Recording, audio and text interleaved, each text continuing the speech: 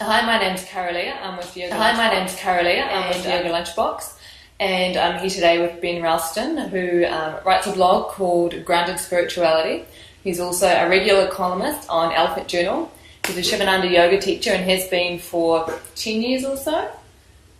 And he's awesome. And also now doing reference point therapy healing. So you've got a few things on the go there, Ben. Yeah. And I just had a kid, so that's the priority at the moment. All right. Know all about that. And where are you based? You're obviously from England originally, but that's not where you're living, is it? No, I live in Slovenia. I met a Slovene girl, and she put a spell on me, and I found myself here in Slovenia all of a sudden. Aha. And for those of us who don't know, where is Slovenia? Where? Yeah, where? I mean, I've got no idea geographically where that is. I can... I think, let's be honest, most people don't know where it is. I didn't know where it was. It's basically by Italy. It's sort of under Austria and to the right of Italy. Okay. Next. But it's Central Europe, it's not Eastern Europe. Right. Okay, well now you corrected me because I thought it might have been over towards the east. Okay, so Central Europe.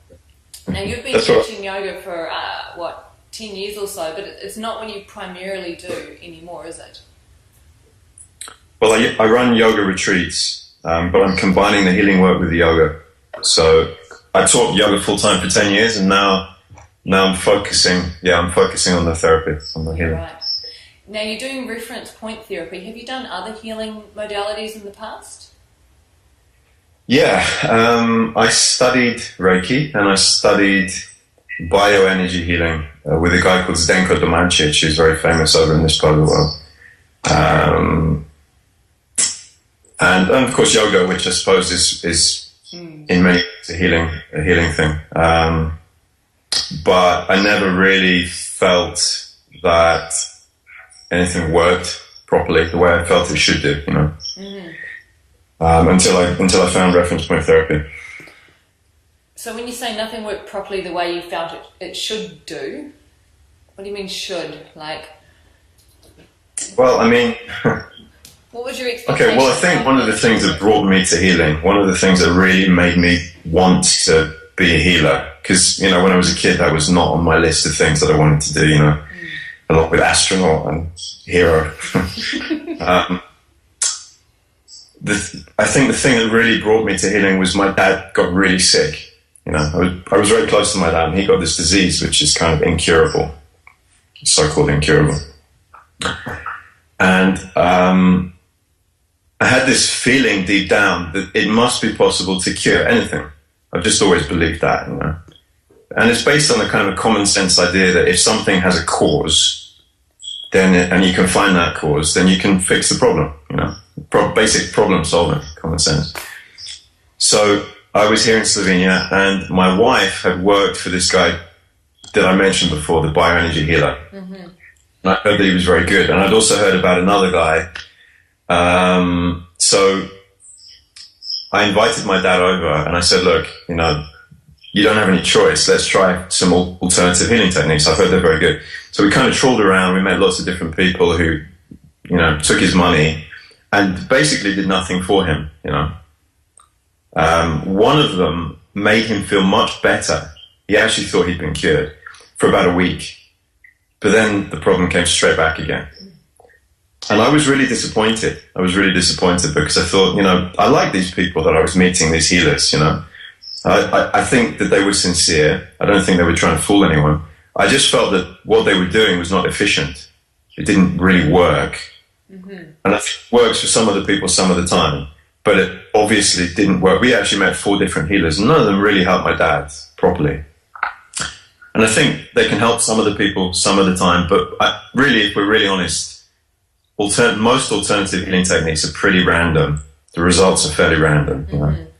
In the same way that, a placebo is random. Is very random. And the percentage of the success rate of a placebo is probably about 30%. There's a lot of tests that have been done, And, in my opinion, most alternative healing methods are maybe something like that. Just not effective enough, Because if I'm sick and I go to someone and I give them, my money, I want some guarantee that there's a good chance this is going to work. I don't want to feel like, and even more so if I'm working with people daily, clients, and trying to help them, I don't want to know in the back of my mind that probably most of these people are not going to get anything. I'm going to take their money and they're not going to get any results, you know. So how did that lead you to reference point therapy then? Did your dad go back home to England or? No, actually, that was kind of the thing that prompted me towards healing a little bit. I was then studying with a spiritual teacher called Tony Samara, who's an amazing guy. I could explain about him all day, but he's a complicated guy. But basically, he's a shaman. And I did a few seminars with him, and in one of the seminars, he guided people through meditation, and I had a series of visions. And in one of these visions, I saw him coming towards me with some kind of crystal in his hands, and he put it on my belly. I was lying on my back. He put it on my belly, and my body absorbed it, and it started kind of pulsating. And an old injury that I'd had was kind of triggered by this and then healed. And it's a long story, but basically after this vision, after this meditation, I went to Tony and I said to him, you know, what's this all about? Can you explain this to me a little bit? Because it was really a mind-blowing series of visions. And he said, well, this crystal thing is really interesting because that's an old shamanic initiation ceremony, putting the crystal on the belly of the initiate. And after this experience, I started feeling like I really want to know more about shamanism and about healing. I've been to yoga for a time, and I was a little bit disillusioned with the way that I was unable to really help people transform, because most of the people that were coming to my yoga classes were coming because they had a bad back or they wanted to relax a bit. Just kind of nice reasons to come to a yoga class, but not the reasons that I was teaching people. I wanted to teach people sort of deep elements, you know. So I started investigating healing, and a long story short, a series of coincidences happened, which were fairly mind-blowing in themselves, which led me to reference point therapy. And just as I found it, Simon, the guy who had created it, was turning up in Slovenia a month later, which is a country sort of off the map almost, and he just happened to be coming here a month later. So I booked onto the courses and I did them, and it blew my mind, you know, because it's healing that works, you know, most of the time, really most of the time, like 90% of my clients get the results that they want, which is amazing, you know. So how long have you been working with this healing modality then? I've been working as a reference point therapist since 2009, so coming up to 3 years now. How many clients do you think you've seen in 3 years? Probably coming up to about 1,000. And so you're saying a 90% success rate in terms of them receiving the healing that they want? Yeah. And so what makes this particular therapy different from all of the rest? Because I mean, what you're claiming there is a massive success rate. 90% of 1,000 people over 3 years is sort of a fairly consistent track record to be claiming.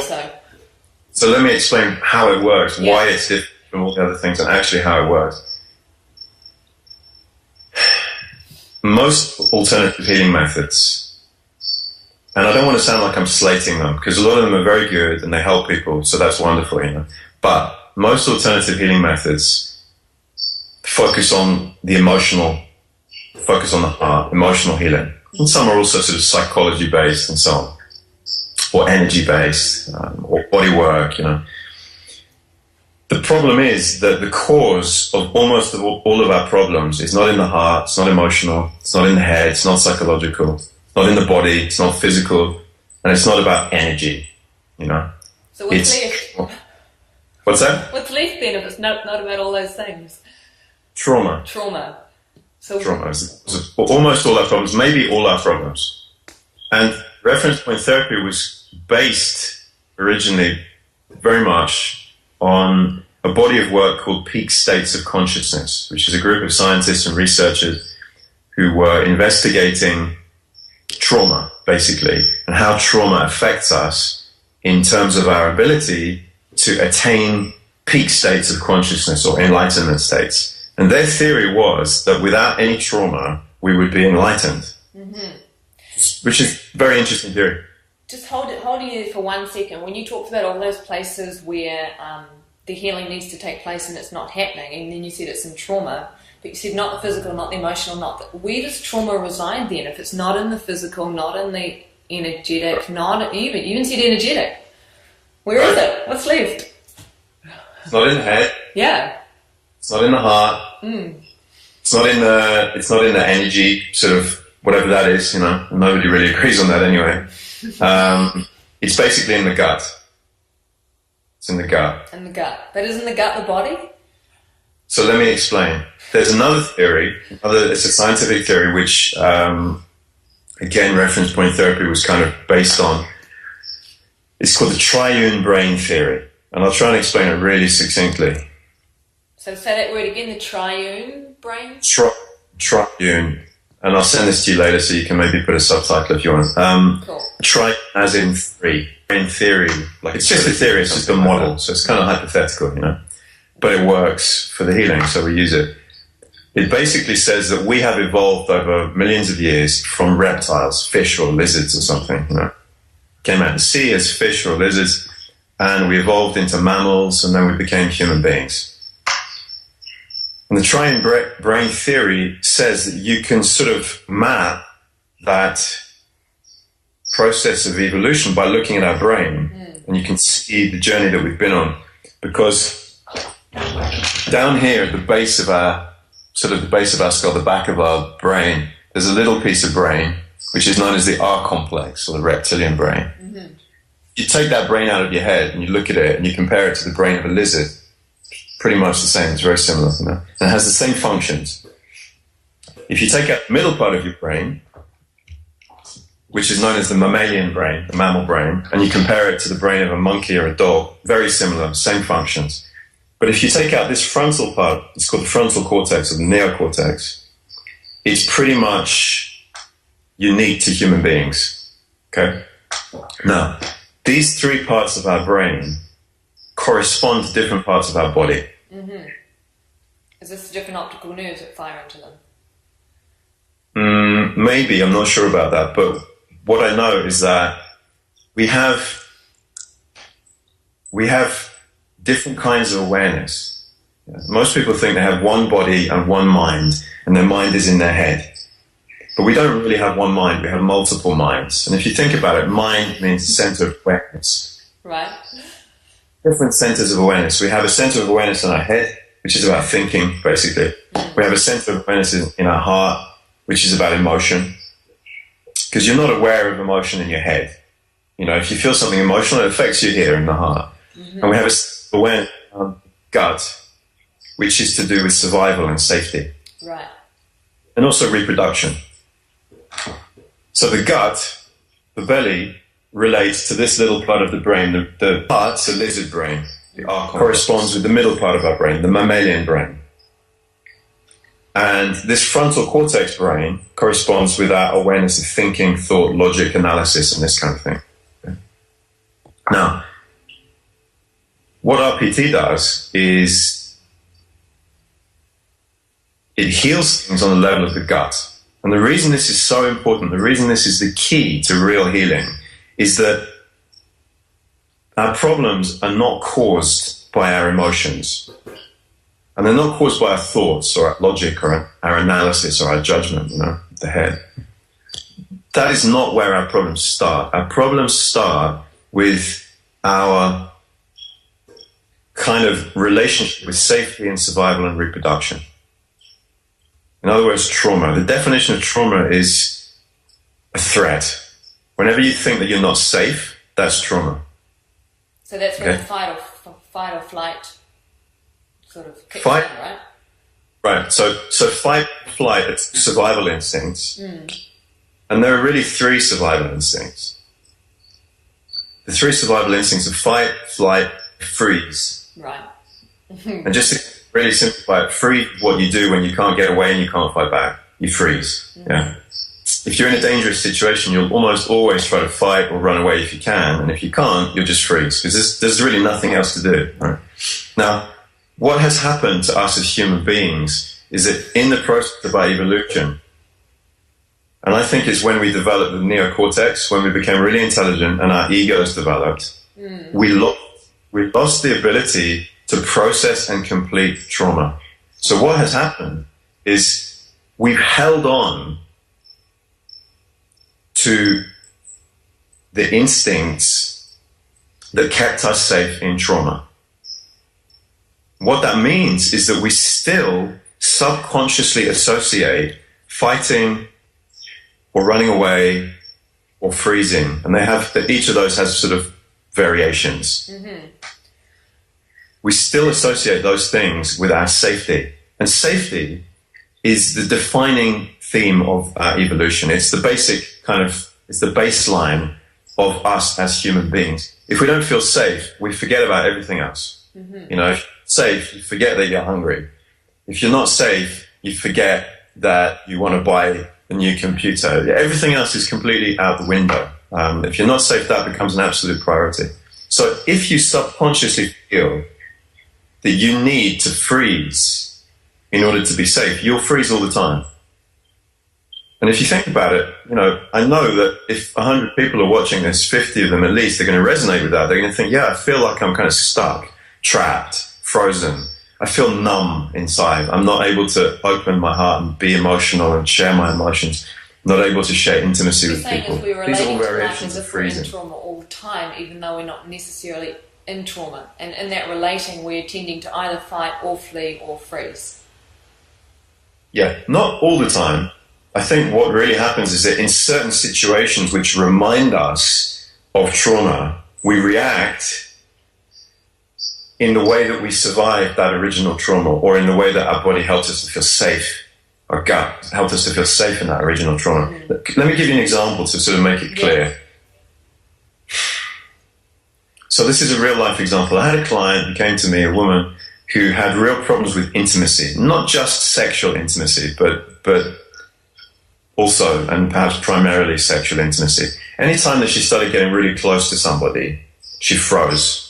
She just kind of locked up. She just could not, and it was deeply uncomfortable for her. She would end relationships as soon as they started getting intimate. She just basically couldn't do it. So I worked with her, and this memory came up of the time when she was in kindergarten. And she'd been in the kindergarten. She'd been lying on the floor under a blanket. It was the time for the break where all the kids have a nap. So all the kids were sleeping. And she'd woken up feeling this kind of energy in her body, like a sexual energy. It was probably the first time that she'd experienced it as a child, and she was fascinated. So she started sort of playing with it. And she pulled her pants down and she was lying on her tummy and just sort of rolling around on her hands, And a teacher kind of appeared out of the blue and just whipped the blanket off her, revealing her, and started shouting at her. All the other kids woke up and the other teachers looked over, and, she was completely humiliated, completely ashamed, punished in front of the whole class. I think she was like 4, 5, 6 years old, something like that. And, all that had been happening, it's just really, really bloody simple. All that had been happening is that since that moment, sexual energy, or that kind of intimate, almost mythical energy that you feel in the body that starts happening whenever you get really intimate, either with yourself or with someone else, was triggering the subconscious association between safety and freezing.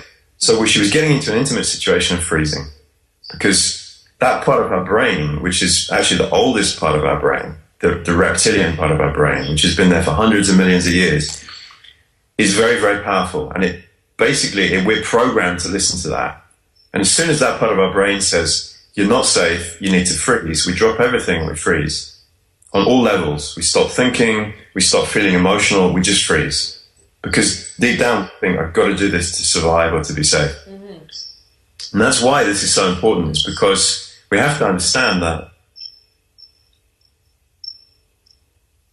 so much of our lives focus on positive thinking, how we think, changing our beliefs, feeling emotions, changing how we feel, focusing on positive emotions, changing that aspect of our lives.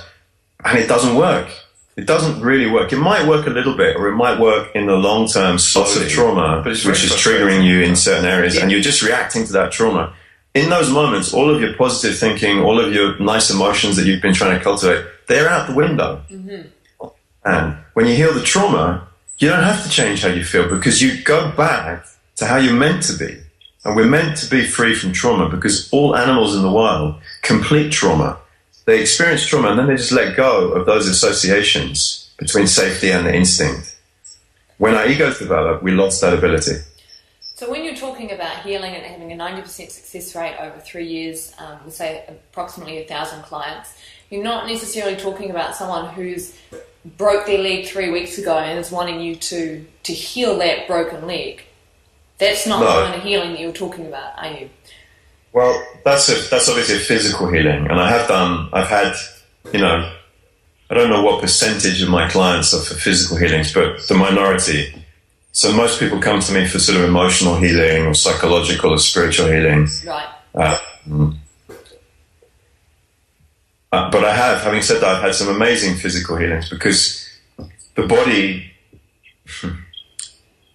is really just an aspect of our consciousness. The way I look at it is that all we are as human beings is consciousness.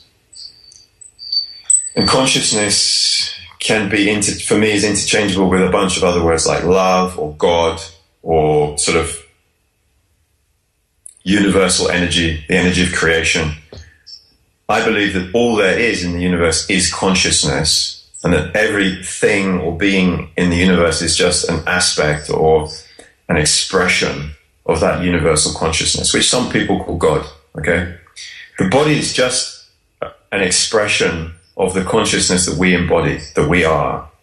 It also has an emotional expression. It also has a mental expression, also expresses itself in various ways, you know. But the body is just an aspect of our consciousness, and trauma affects us on a deep subconscious level. When you heal it, it changes all of the aspects, all of those expressions. So when you heal a trauma, it changes your body, it changes your emotions, changes your thoughts. It basically transforms all of you. So what about people suffering from quite serious diseases or things like cancer or AIDS or terminal illness, etc.? Is that necessarily being caused by trauma back in the day, or is this because of other factors? I mean... Okay, well, another science which very much influenced RPT is called epigenetics. And epigenetic scientists have almost conclusively proven that there's a link between ancestral trauma, you know, stuff that happened to your grandma, for example, and your own physical problems. If you think about that, that's amazing. So they've shown cancer or something, though. I mean, say that again. So if you're getting cancer at, say, age 38 or 39, that could be related to trauma that your grandparents experienced. I can't say for sure that cancer is an example of that. Well, let me finish what I was saying. What I can say for sure is that scientists have seen that there's a direct link, for example, between famine or starvation or hunger experienced by the grandmother when she was pregnant with your mother and diabetes in you, the grandchild, right? Direct link between hunger in the grandmother, diabetes in the grandchild. It's amazing if you think about it. You know, how is it possible that she didn't have enough to eat and that her grandkid has a disease? It's almost mind blowing, and I can explain it. At that time when she was pregnant with your mother, the eggs which your mother had throughout life were created. So not many people know this. This is like a biological fact. Okay. So when you're in utero, you've actually got the eggs that you are going to have that will create your children. Yeah, exactly. Every woman, when she's born, she has all the eggs that she'll ever have. Okay. So when your mother was in your grandmother's womb, the eggs were being created. In other words, the cells of your mother's body were being created, including the eggs. And the trauma that your grandmother experienced is stored in those cells. Okay. Including the egg, which then creates your body. So it's not just your mother that gets that information, but it's also you through the egg, which creates your physiology together with the sperm from your father. So the egg creates your body, and your body still has that information of trauma. Really, just what it means is that you have a predisposition to similar kinds of trauma. Okay. So I read one of the articles that you posted on Elephant Journal about 6 months ago, looking at a woman who had had depression and issues with her thyroid and was heading into surgery. She did one session with you. 18 months later, you saw her, and she was just stoked, really ecstatic and happy, and she didn't end up having her surgery. She wasn't suffering from depression anymore, and she was really happy. So you wrote about it. This was a client of yours, right? Yeah, one of my first clients. Yeah. You wrote about it, and you're obviously quite enthusiastic and excited, and it generated a lot. There was 125 comments on that article now, of people going back and forth, and you annoyed quite a few people with that article. Were you surprised that people took offence the way that they did? I actually was really, really surprised, and I was quite hurt actually by what happened. I'm over it now. It was a good lesson for me, but yeah, I was surprised. Yeah. So why did it trigger so many people? Why were so many people so annoyed? Well, I think one of the reasons, which I take responsibility for completely, was the use of the word miraculous in the title. I think the title was something like Miraculous Healing of Thyroid Problem. I can't remember, but the word miraculous was in there, and obviously I didn't mean it like Jesus did miracles, I wasn't saying I can walk on water or something. I was just saying I was using it in a, what's the word, hyperbolic sense, in a kind of a... Hyperbole, yeah. Yeah, I can't think of the word, but I just meant, to me, this is miraculous. This is sort of almost magical and amazing. And it still is to me. In that sense, I stand by it. I think it's beautiful that somebody can come for one session, and not only their depression is cleared, but also a physical thing at the same time. And 18 months later, you get the confirmation that since that time, 18 months ago, she hasn't had any problem with the thyroid, and she had regular checkups, So she'd been and had medical checkups. Were her doctors amazed, or were they like, come on, we had you scheduled for surgery, what's going on? I imagine they're fairly amazed. I had another client who had exactly the same thing with a cyst on her ovary, and the doctor was amazed, and actually the doctor made her go back for more tests because he couldn't believe that it had gone. He thought maybe the test is just not showing it properly, so... but I don't know about this woman, the thyroid lady's doctor, because she didn't tell me if they were amazed or not. So are you collecting evidence of these clients? Because, this is game changing. This could, if this is happening as it's, as you say it's happening, and this is a particular therapy, reference point therapy, and it has this capability of healing people completely, like this, with one or two sessions sometimes? Yeah, sometimes, yeah. Yeah. So are you actually starting to collect evidence, or are there any scientific studies being done on this, or because this hasn't been around? No, it was created 3 years ago, basically. So it's not been around very long, and at the moment there's a group of about 30 teachers, and we have meetings every month, and we've been discussing for about 4 or 5 months now exactly what you just asked. We're beginning now to create a system of collecting and documenting the clients and the results in a kind of simple way that we can show.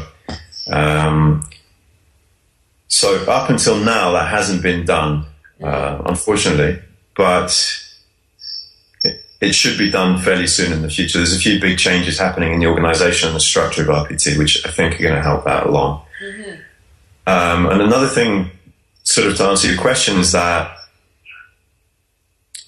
apparently, I'm not sure to what extent this has progressed, but recently there's been an approach by a pharmaceutical company, some kind of organic pharmaceutical company, to Simon, who created RPT and runs RPT, and they want to do drug trials with RPT at the same time. So this is pretty huge, But if RPT works, why would you need to do it in conjunction with drugs? To show that it works. To show that basically if they're giving the drugs to people, it might help, say, 20% of the people. If they're giving the drugs to the people and they're doing RPT and 90% of the people are healed, then the difference is RPT, obviously. It's gonna help the drugs company, and it's gonna help RPT, and hopefully it's a way of showing the world. To answer your question, it's really, really difficult to do trials like this. It's really, really difficult to demonstrate scientifically and conclusively, in a way that the scientific community will accept, that an alternative, just simply talk-based therapy really works, Because first of all, most people don't want to believe that. in the scientific community because they've got a lot invested in their beliefs, and it's very well known that people don't want to change what they believe. And secondly, it costs a huge amount of money to do this kind of thing. It takes a period of time, and you have to pay people. We have approached people who work in this field, and they say it costs like $1 million or something like that. And the other thing is, we've all been busy healing people and perfecting this technique, teaching people how to do it, perfecting the technique. So, yeah, but it is moving in that direction. It is, and I think it will be game changing. I mean, it is game changing already. And a lot of people who already work in the fields of psychology and healing, and even medical professionals, are beginning to come and study RPT so that they can help. Another one of your articles that also looked at healing, you talked about 3 things that need to happen in order for healing to take place. Yeah. And I'm guessing that these 3 things that need to happen also need to be happening when someone's having reference point therapy. So what were these 3 things? I think you're talking about, I'm sure you're talking about, the first thing is taking responsibility for the problem. A lot of people want to be fixed by somebody else. So, and we have been educated and conditioned this way. Something's wrong, go to the doctor. And you sit there and you look up at the doctor and he gives you a pill, or he prescribes you something, or you go for an operation. And you totally put the responsibility and your own power to change things in those people's hands. Mm-hmm. But isn't that what you're asking clients to do with you as a healer? So reference point therapy, come to me and I will heal you? No, not at all, because with reference point therapy, I'm actually not doing anything to anybody. I'm just talking with them. I'm just talking with my clients, and I'm guiding them to the awareness of the deeper subconscious issues which are causing their emotional, physical, whatever problems, So it's absolutely the opposite of taking somebody's power and taking responsibility for them. I'm making that person responsible, and I'm empowering them. And, to me, that's the difference between healing that actually works, apart from the fact that it's focused on trauma. That's the difference between healing that really works and healing that doesn't, because healing has to come from within. And it does come from within. If you cut yourself, the body has really a miraculous. I don't mind using the word miraculous now, because if you actually look, if you were to film your wound and you were to do it in fast forward so you see the thing, it's just amazing. It's like watching a flower bloom, when they have those nature programs and you see the flowers opening and closing as days and nights go by very quickly. It's miraculous, and there's actually no way of explaining it. It is miraculous. Life and creation, consciousness is miraculous. So what does someone taking responsibility for their health look like? How does someone know if they're taking responsibility?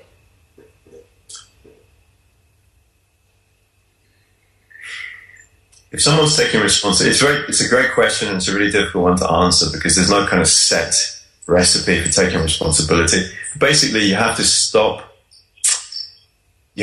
holding on to your problems. And most of us hold on to our problems for a good while before we decide, okay, I've had enough of this, You have to stop holding on to your example. If somebody has a bad back, they don't have to go to work, they might not like the job. I had a client who had really bad headaches.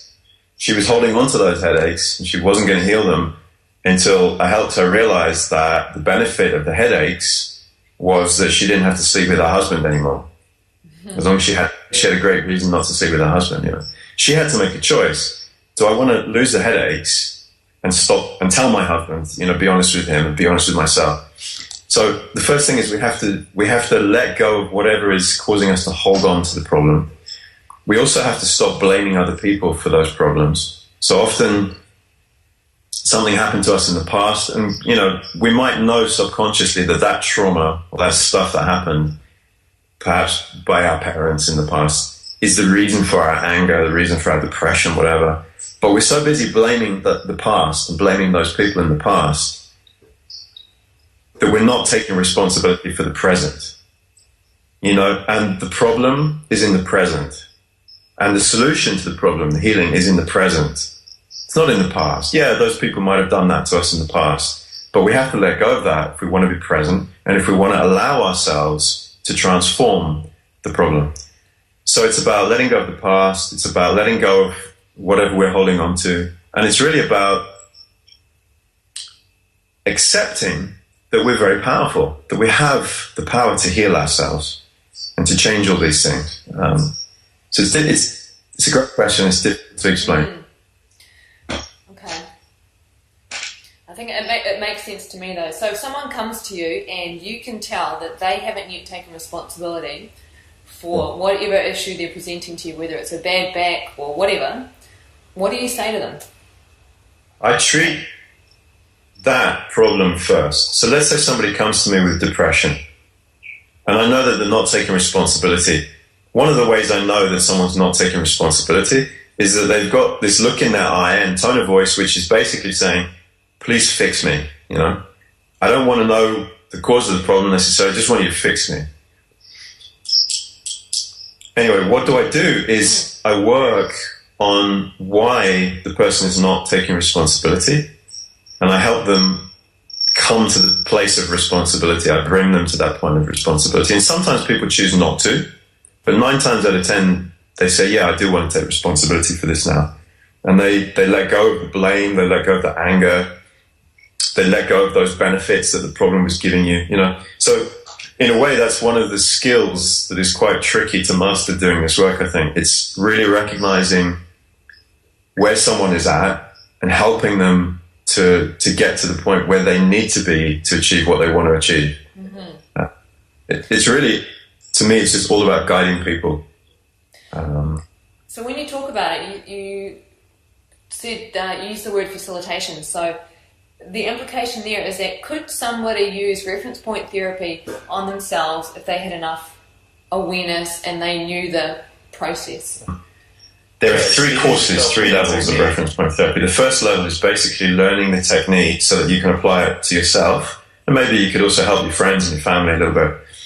The second technique is a slightly more advanced technique, which then enables you to work as a professional so that you can do this as a therapist. So in essence, so you don't have to rely on a healer to do something to you. Like you're not imbued with special powers that turn you into a healer per se. No, you're not. I don't have special powers, unfortunately, or fortunately, I think actually. But it is a self-healing technique. But self-healing is much harder than doing it with the help of someone else, because don't forget, you're looking for subconscious stuff. You're looking for those blockages which are in the subconscious, and it is harder to find your own subconscious stuff. It's not impossible. It's definitely possible, but it's just a little bit harder. It takes a bit more discipline, a bit more concentration. So all of us reference point, basically when you do RPT, you work with a partner.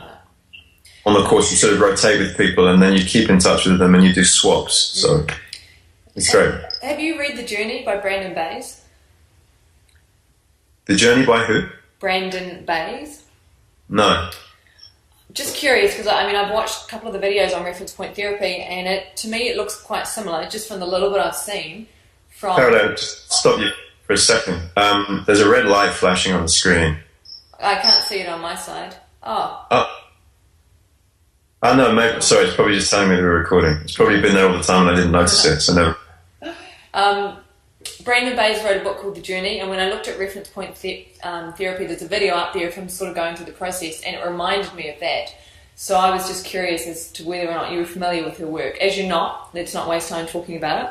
Maybe go and read her book, because it does that similar thing where you work with each other, you partner up, you go through a process, and it's about getting to the root cause of what... Is the root cause of that trauma?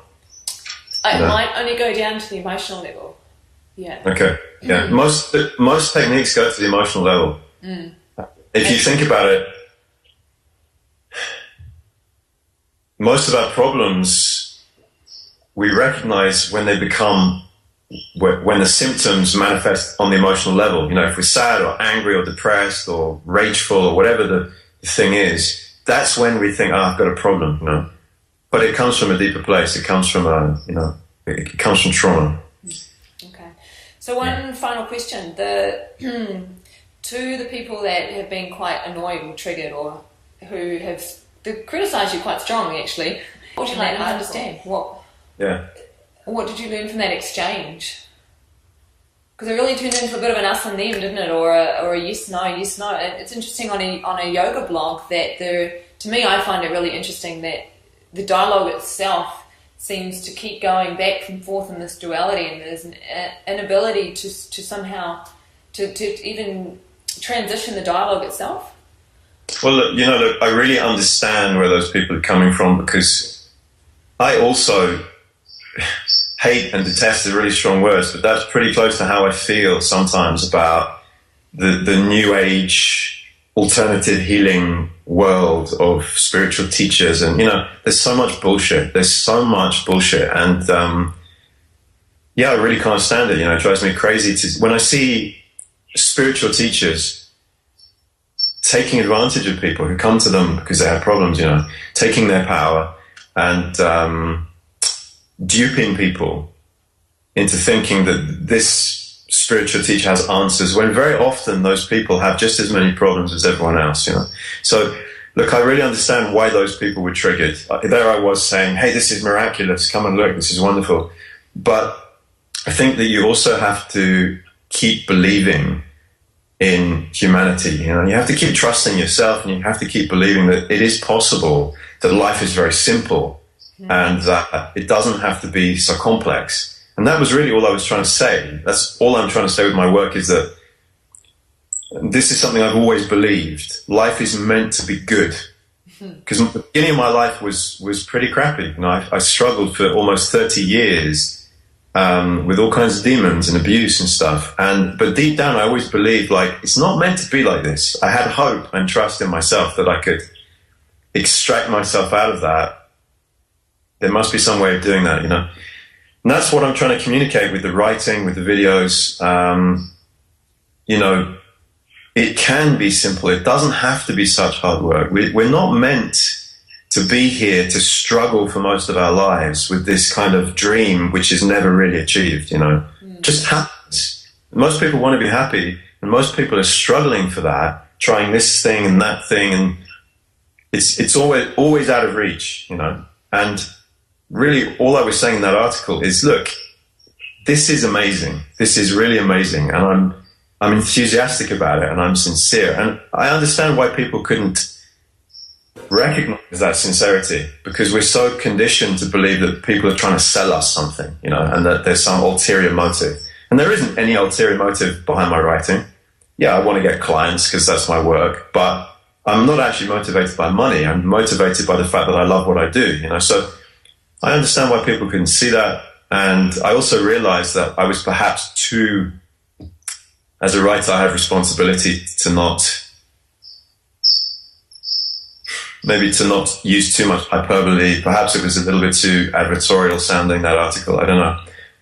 But yeah, I understand how they feel. I don't think there's anything I can really say that will change their opinions, because I tried to do that in the comments below the article and they weren't having any of it. So at the end of the day, people will believe what they want to believe, and you can't change people unless they want to change. So, well, thank you, Ben, for taking the time to talk to us today, and just for being so upfront and sharing all of that information quite freely. So, it's a real pleasure. Thank you for asking me.